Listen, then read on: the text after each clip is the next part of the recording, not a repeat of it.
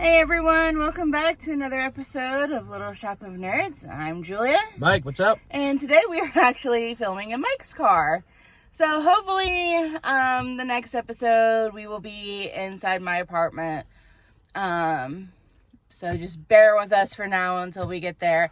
So last week's hint was past the point of no return. Yes, today we're going to be talking about Phantom of the Opera.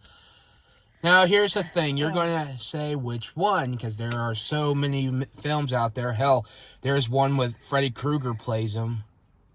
What? There's a movie, the actor who played Freddy Krueger during the Nightmare on Elm Street movies did a Phantom of the Opera movie. Oh, okay. Well, see, I did not know that.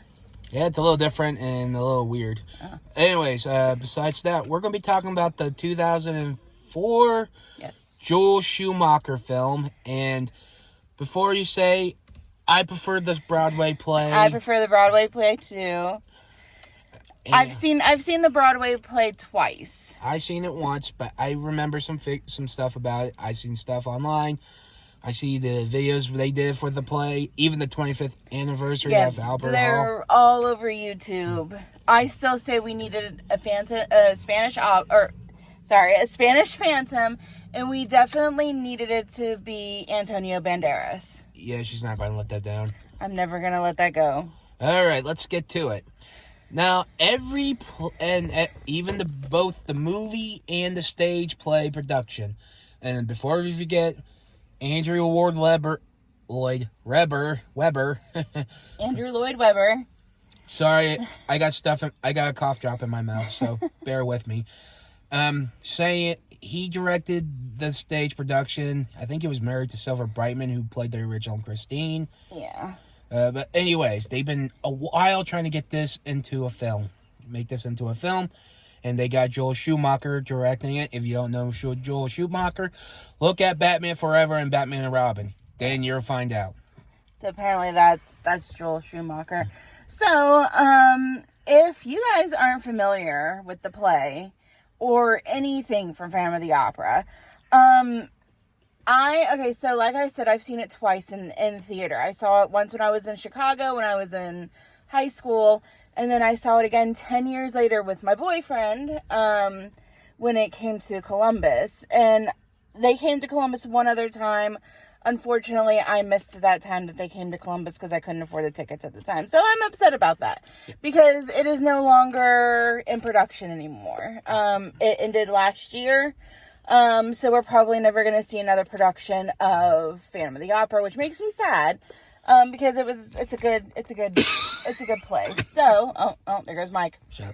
All right. Yes, it's true. Like, I saw it 10 years ago and with a friend I was with, and it's pretty good, but yet, okay, it starts out with the old Raoul. I hope I'm pronouncing that right. Raoul. Yeah. It opens with his older self. He's at an auction, and pretty much this does for both play and movie. Is where pretty much at an auction buys a music box with a monkey with symbols on it. Yeah, he was betting against Madame Giry, which we will we find out later that she was the head of the ballet school. The ballet dancers. And her daughter Meg Giry was in there as well. Which is how we meet Christine too. But before we get to that, so he buys like the monkey, the monkey music box, and then lot 666 was the chandelier that had fallen, and they had repaired it and made it so they could use electric, because I mean this is like set in like I think the late 1800s or early 1900s or something like that. Yeah, and what they did is they do this. Now, here's the thing I'm going to give credit to with the movie, with the effects and stuff. Once they raise it, it makes you look like you're going back in time where the Opera House was in its heyday. Yeah, that was actually one of the really good,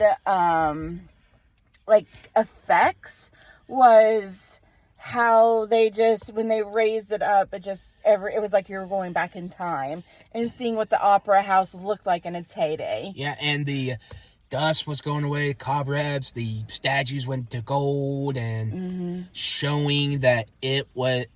And here's when we get to the first part of the play where pretty much everyone was rehearsing for opera, and pretty much you get Minnie Driver playing as Carlotta.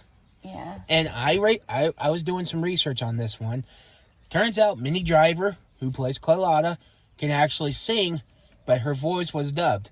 So let me tell you something. Fun fact, that song at the end of the movie, Yeah. Minnie Driver sings that song. Oh, cool. Yeah. So she can sing, she just can't do Opera. which is why they had gotten someone to voice over her singing voice. Yeah,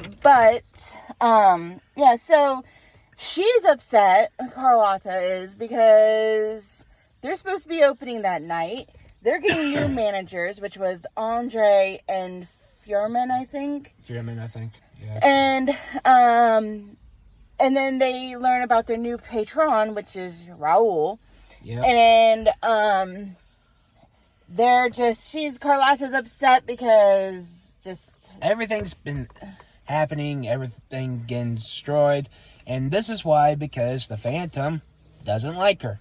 Because how can I put this? The Phantom is like an artist, musician, whatever, architect, and also in the stage production, I think in the book, learned more stuff about magicians and illusionists, which I feel like they should have done for the movie, but they did a little bit, but not a whole lot, which they definitely should have, because they should have had the budget for something like that. Yeah, well, either way, then Carlotta's pissed, she quits, and they're trying to figure out, hey, does she have an understudy? And the conductor's like, there's no understudy for her. Yeah, there is no understudy for La Carlotta, is what he says. But here's the thing. Now, I used to be in theater. I worked on it. I was like the chorus guy, nothing big deal about it. But you're supposed to have an understudy. Even in professional Broadway terms, you need to have an understudy, just in case someone took a dip or got sick or something. Yeah, because I remember when I went to go see Phantom of the Opera, and we got our playbills, it did say, who is playing the Phantom, and then it said under it, their understudy, and then if the understudy was going to be performing that night, then they're like, oh, hey, tonight the role of the Phantom is going to be played by this person, or the role of Christine will be played by this person, just the understudy, because some, stuff happens. Yeah, but here's the thing, right? Then, Madame Giry has a note from the Phantom, but they call him the opera ghost, and he said he pretty much wants his since there's new managers, he's like, I want my original fee from the other guy. I want make sure my box seat is empty, which is box 5. And they're like, what? But here's the thing. They switched. They get Christine to sing it, who's played by Emmy Rossum, which you might know her from Shameless as Fiona. So, before we go any further, there is something I need to say about Emmy Rossum. So, Emmy Rossum and I are actually 14 days apart. She is 2 weeks younger than me. So, she's 38 years old. Right. So, when the movie came out in 2004, I was 18, and she was 18. When she was cast, she was 16 years old.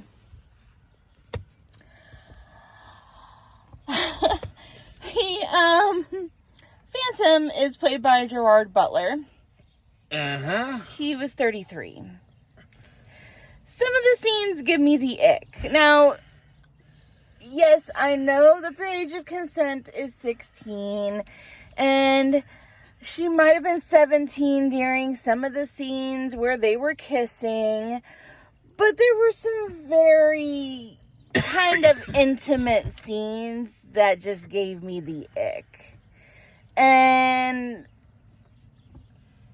yeah, it just gets worse from there. Besides that, you think that's bad? Look up stuff from Taxi Driver, and I already know all about that too. oh, you think that's worse? Try to find the Interview with the Vampire with Brad Pitt and Tom Cruise, and with Kristen Dunst. I know about that too. Yeah, have your childhood ruined. Okay.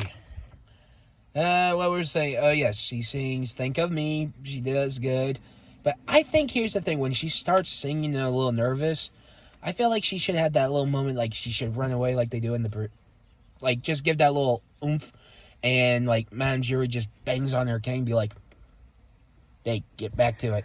Well, see, what I really liked was, she was nervous when she went up to sing it.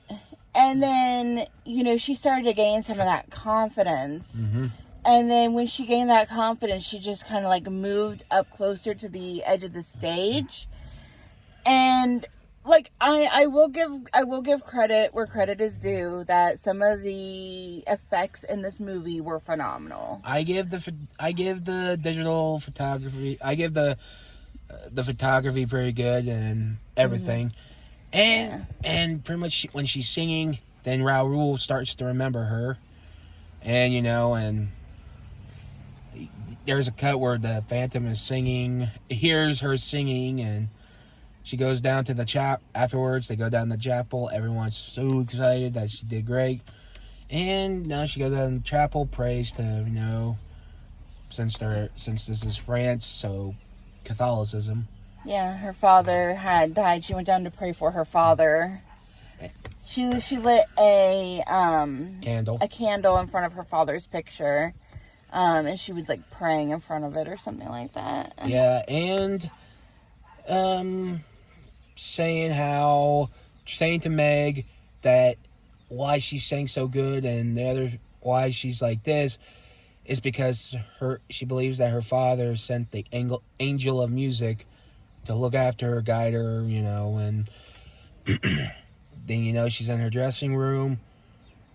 Madame Jury gives her the rose, showing that her teacher is to please. And, Raoul comes and starts to remember, and he plans to take her out for dinner or something afterwards, because obviously he's smitten with her. She's smitten with him too, it's obvious. Yep. She did say that they were childhood sweethearts.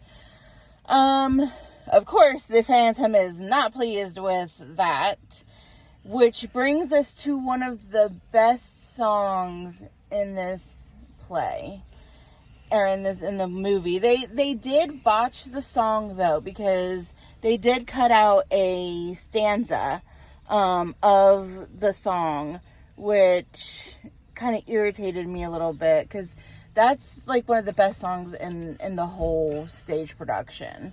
Yeah, and they cut out, I think it was the last stanza of the song. But it was really cool, because like he's leading her. It's called Phantom of the Opera. That's the name of the song, and it's got kind of like a rock feel to it. Yeah, and I'm going to have to say something. When they were doing this song, Phantom of the Opera, they were singing, and you see a horse in the sewer. Yes. And they only went a few steps, and I'm like, why do you need a horse in the sewer? Why for that few steps? Why do you fucking need a horse? Yeah. I get it, like, say if you were trying to get through some place that was really long, but it was only 2 or 3 steps. She could have just walked.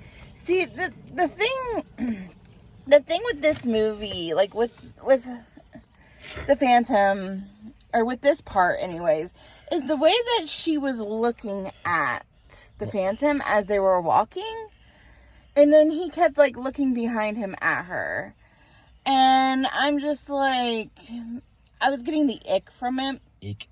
Just because I know of the 16 to 17-year-old age gap. I cannot get over that. Believe me, I just can't. But he's leading her down like the hallway, and like you see like these arms holding torches, and they're moving, and everything looks like nice and everything. And then he gets her down to his little lair, and there is a wedding dress for her and a mannequin that looks like her, and I'm like, okay, this guy's a stalker. Call the police. Yeah, so that's where it goes right into another song called Music of the Night. And I have to say, Gerard Butler butchered it. I don't get me wrong, at least he tried, unlike Richard Gere. Richard Gere can't sing. Sorry, Richard Gere, but you can't sing. Sorry. Gerard Butler's better than you. And Gerard Butler, you're not that good, so... Not at opera. Just, stick to acting, bro. I mean, he might be good, like, if he wasn't singing opera. Well, either way, there was some rumors they wanted Hugh Jackman to do it, and I'm like... There were also rumors that they wanted Antonio Banderas. And Meatloaf. You missed an opportunity there, guys. Come on, why didn't you? Yeah, Antonio Banderas, come on. Some say they want John Travolta. I'm like, no, not John Travolta. No, fuck that. Hell, because, like, isn't he, like, Italian or something? So can you imagine him trying to be the Phantom with his, like, New York accent voice and stuff? It'd be like, wouldn't work. No, it definitely would not have worked. So anyways, she passes out at the end of Music of the Night when she sees the wedding dress for her. And, she wakes up, or no, I think before that, Meg is looking for her. And, she starts heading down the hallway that they were in, and it was completely different. Yep. And but Madame Giry catches her and was like, you shouldn't be here. And, Christine wakes up. She takes off his mask. He freaks out on her and then took her back upstairs to everybody else so she can perform. So then we get the song, The Notes. And here's the thing. Now, like, I have a problem with the notes. Like, I love the song, The Notes, right? Mm-hmm. There was a little thing in their flaw, right? Mm-hmm. You know how, like, they were saying, it points to Christine Diane doing this so she can be the singer. And, Carlotta fine. She's ready to run out. And everyone's saying, where's Christine? Where's Christine? And they're saying, Carlotta's going to play the lead. I'm like, okay. Here's the thing. Joel Schumacher, you shouldn't have that guy say, we want Christine Diane. Have it more like, I don't know, like, Christine was good, but they didn't make back, like, the past box office they were getting. Mm-hmm. Like, say, they made enough money, but not enough like they did in the past. Make it look like, oh, let's put Carlotta back in because she was our gold maker. But no, it's like, oh, we want Christine. It's like, no, because, they're trying to make her happy. I'm like... Mm-hmm. Yeah, so, anyways, there were some notes talking about how they have to use Christine. They haven't paid yet, their fee, all of that. And that night's production, they were going to put in Christine was going to be the page boy, sorry. It was going to be the page boy. And Carlotta would be playing the lead. And then it goes straight into the song Prima Donna. And there is actually a line in the Prima Donna song that kind of like irks me. And it was like, a chorus girl who gone and slept with the patron. So at that point, like, I mean, because this seemed like it was only like a day had passed. And there was... Anyway, so they were basically treating Carlotta like the prima donna that she is, making the managers drink wine out of her shoes, and those managers definitely gave me creeper vibes too, because they were eyeing the chorus girls when they first got there. And then they were kind of a little excited that Christine was an orphan. And then Madame Giry is like, I also see her as a daughter. Stop, you know?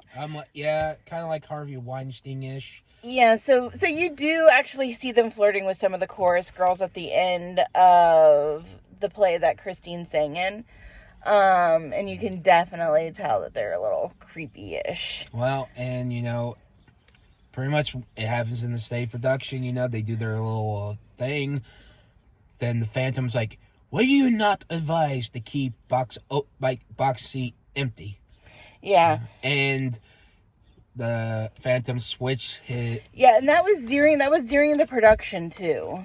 And he switches Carlotta's spray bottle to help her make her sing better. Which, I don't know how that works. I think it was, no, it didn't make her sing better. I think it was like some sort of like throat medicine to keep her throat moist. Yeah. So she could sing better. Not necessarily to make her actually sing better. Well, either way, the Phantom switched it. She did it. And once she sang, she started sounding like an actual toad. Yeah, because she told Christine, she goes, Christine says, the Phantom, he's here. And she goes, your part is silent, little toad. And then the Phantom is like, a toad, madam. Perhaps it is you who is the toad. And then she uses it on her throat, and then she was croaking like a frog. And then they had to do Christine. They had to get Christine out there as, in Carlotta's spot. And, while they were getting that all set up, a dead body fell from the rafters because this was like a stagehand, and he saw the Phantom, and, the Phantom chased after him and killed him. And then dropped his body down in front of everybody. And during this whole debacle, Christine is running off with Raoul up to the roof because she's like, we're not safe here. We need to go somewhere to talk. And they get up to the roof, and that's basically where they confess their love to each other. And the Phantom's listening, and he's not happy. Yeah. And here's one thing. Here we go again. In the play, in the stage production, like Christine's back on the stage again, getting ready to sing, then the chandelier falls, which goes into intermission. Mm-hmm. Which it doesn't injure the stage, or the chandelier fall did not injure anybody. It just fell. And so then when we come back for Act 2, we have one of the best songs. This is another really good song called Masquerade. And here am I going to say this again. In Masquerade, when they were singing, it was awesome. It was colorful. Everyone was happy, dancing, having fun. In the movie, it felt bland. Hell, there was a part where you see the stagehands having a good time. I'd rather go hang with the stagehands. Yeah. So there is a line in the song, because like we said, at the end of Act 1, the chandelier fell, and and I can't remember I think it was Andre, and he said, to a prosperous new year to all the friends that are here in the movie, but it's actually to a new chandelier. Because they were talking about how they got the new chandelier. Maybe because they couldn't. Maybe they were trying to, save that to the end, which I get, but, Yeah. But still, it's something that was weird. Now, everyone's singing happy. There's no more notes, no more eruptions. Then what happens? Well, no, before that, we do see Christine and Raoul join. And they're actually engaged at this point. But she didn't want anybody to know. So she called it a secret engagement, and Raoul says it's an engagement, not a crime. But she was doing that because if people talk, then the Phantom will hear. And well, I think she was also just worried that people would think that she's just sleeping with Raoul just to get like a lead part. Well, either way, since he's the patron, Well, either way, they're having fun, and the Phantom comes in his red death costume, and I'm like, huh. Yeah, that doesn't look like Zorro. Yeah, and then he talks about how he wrote them a play, Don Juan Juan Triumphant, and he throws it. He's saying Carlotta needs to be taught how to act. Piangi needed to lose some weight because he was going to be the lead. And then Christine was going to play the female lead.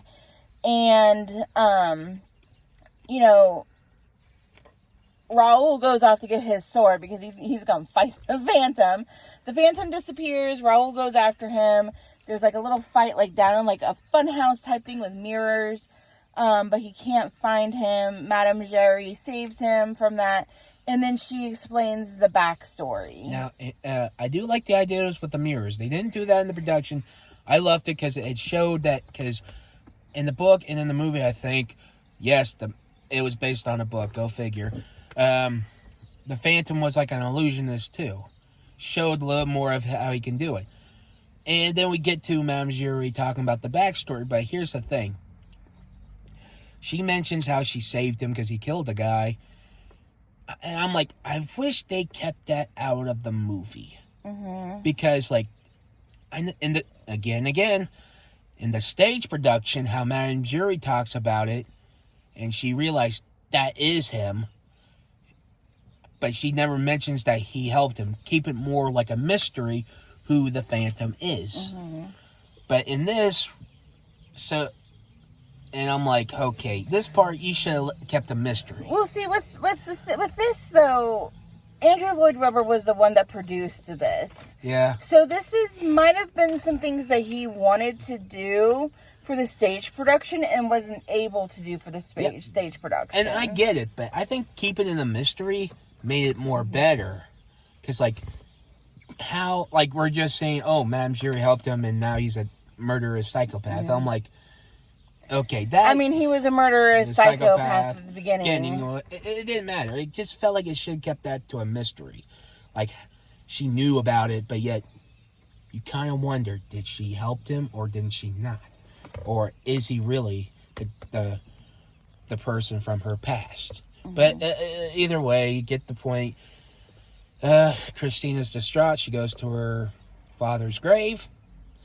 Plays, sings about wishing that he was here, helping her, and then, Phantom kills her driver, goes to the... No, he didn't kill the driver. He knocked him out. Well, knocked him out, and Raul's on the way to rescue her, and... I honestly think that Raul could have caught up with them before they reached the cemetery, because he seemed to have gone out after her real quick. Yeah. And he was riding a horse at full speed, and they were just trotting along in the carriage. Yeah. But the Phantom was the one that took her to the cemetery, because I think she was trying to say goodbye to her father to get rid of the Angel of Music. Yeah, and Phantom's there. He's in the crypt.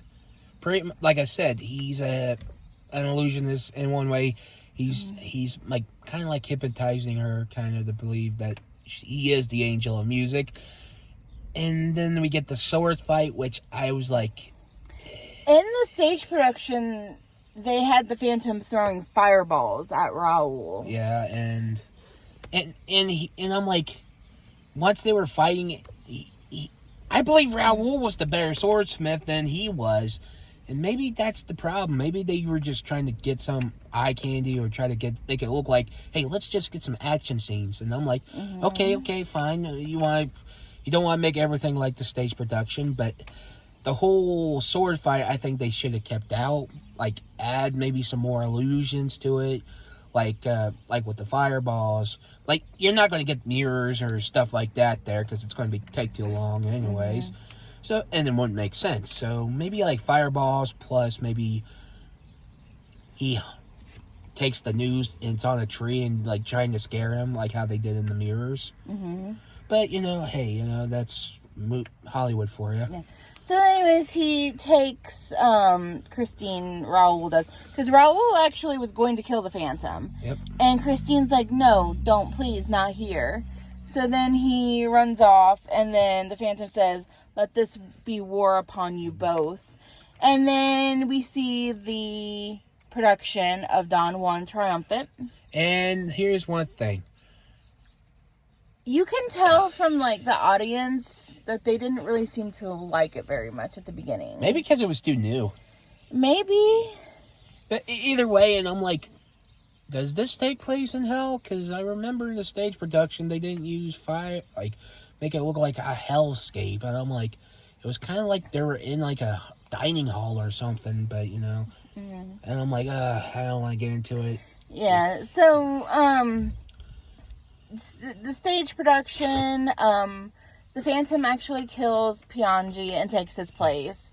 And this is where we get the song Past the Point of No Return, which is that's another one of my favorite songs. Yep.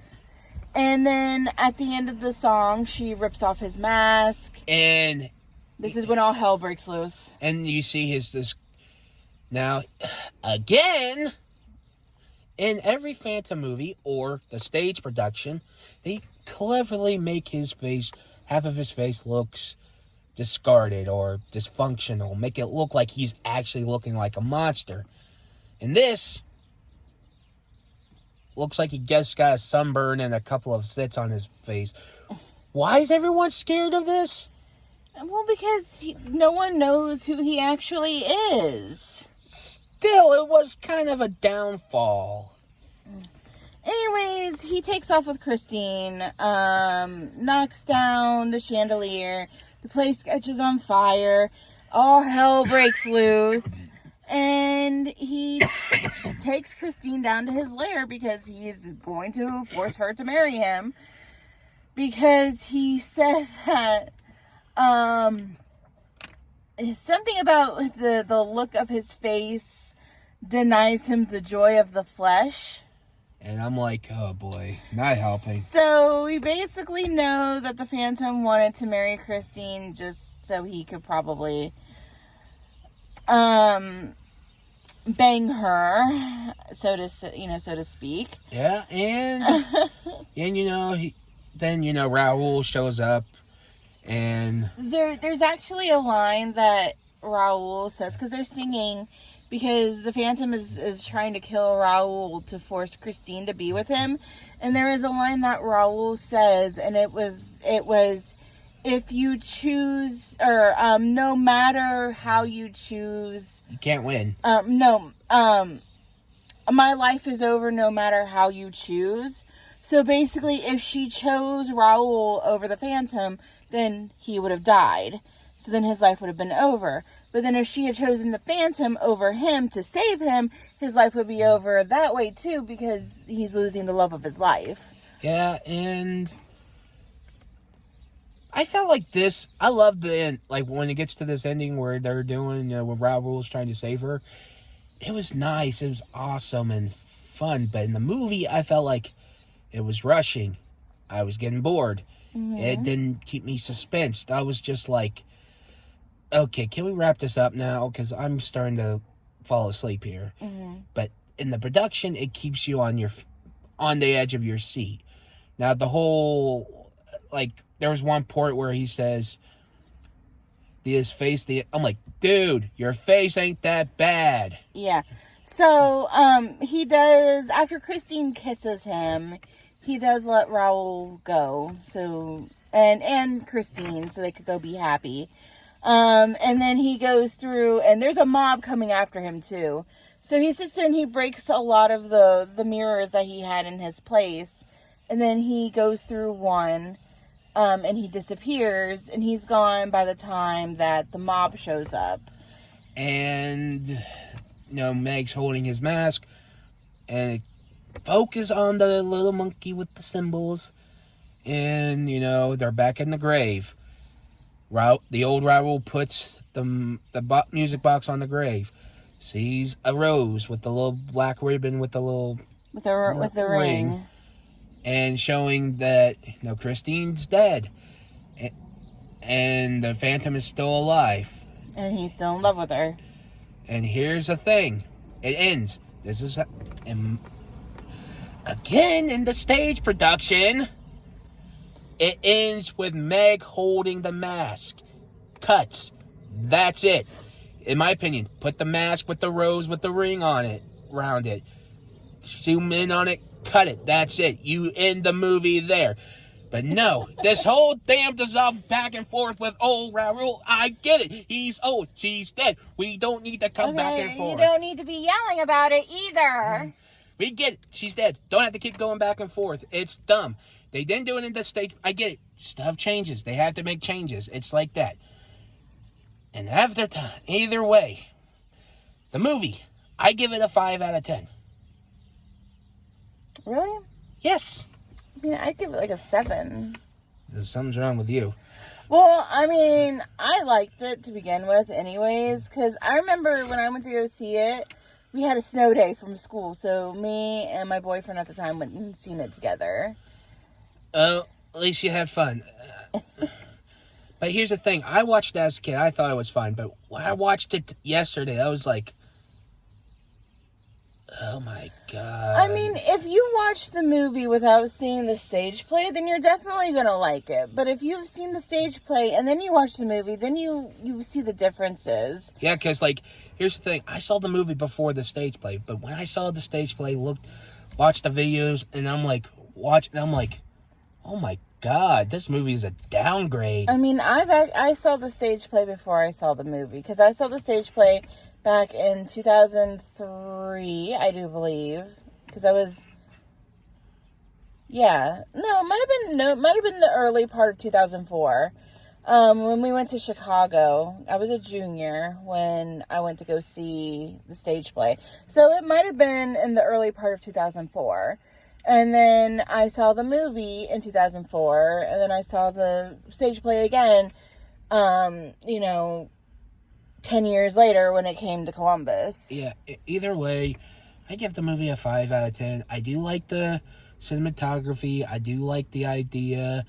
And I did like some of the artwork and everything. But there was a lot of stuff that could have been done better, could have worked on, and I get it. You can't always get the production, you can't make it 100% like the play because it's going to be boring. Mm-hmm. But here's the thing. I'm ready, because, there's going to be a movie called Wicked, right? Mm-hmm. I've seen the stage production, right? And I want to see how the movie's going to hold up. Okay. So I'm going to be like, okay, I'm going to judge it like anything else. But I'm also looking at it says part 1. I'm like, what would happen if it doesn't do good? You're going to make a second one? Either way, I'm going to say, hands down, see the production first before you see the movie. That's my saying. For Wicked? No, either musical at all. Well, you're not going to be able to see the production anymore because the production isn't... No, I'm talking about any musical. Oh. Like... That's only if there is a production for a stage production. It's true. Like, Singing in the Rain, that was just a movie before it came to stage production. Mm-hmm. But either way, I get the Phantom of the Opera 5 out of 10, like I said. I give it a 7 out of 10. And... that's actually it about Phantom of the Opera. If you have seen it, put in the comments. What do you think is better, the stage production or the movie? Yeah, that is if you've seen the stage production. Yes. So, anyways, next week's hint is actually going to be It's Showtime. Think about that.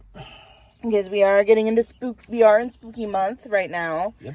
So, yeah, like, subscribe, comment down below, all that junk. And we will talk to you guys later. Bye.